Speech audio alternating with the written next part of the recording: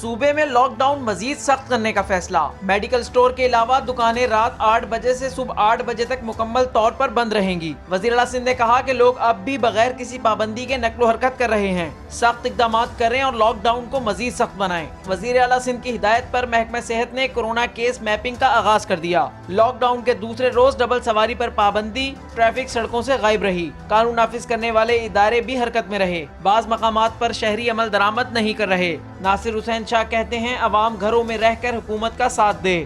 Appeal ہے، مودبانہ request ہے، ہاتھ جوڑ کر عرض ہے کہ جو گورنمنٹ کی ایڈوائزری ہے یا جو ہم لوگ آپ کو بتاتے ہیں کہ آپ نے عمل کرنا ہے لاک ڈاؤن پر، اور جس کو کرفیو کہا جا رہا ہے، اٹس کیئر فار یو، اور آپ خدا را اس پر عمل کریں۔ یہ فیصلے ہم خوشی سے نہیں کرتے، آپ کے لیے کرتے ہیں کہ آپ خود بھی بچیں، اپنوں کو بھی بچائیں۔ لاک ڈاؤن کے دوسرے روز 12 مقدمات درج اور 41 افراد گرفتار۔ میڈیکل سٹورز، اشیاء خورد و نوش کی دکانیں کھلی، جبکہ سڑکوں پر ٹریفک رواں دواں ہے۔ ادھر گورنر سندھ عمران اسماعیل کے کورونا ٹیسٹ کی رپورٹ منفی آئی ہے۔ گورنر سندھ نے صوبائی وزیر سعید غنی کی کورونا ٹیسٹ رپورٹ مثبت آنے کے بعد گزشتہ روز 24 گھنٹے قرنطینہ میں رہنے کا فیصلہ کیا تھا۔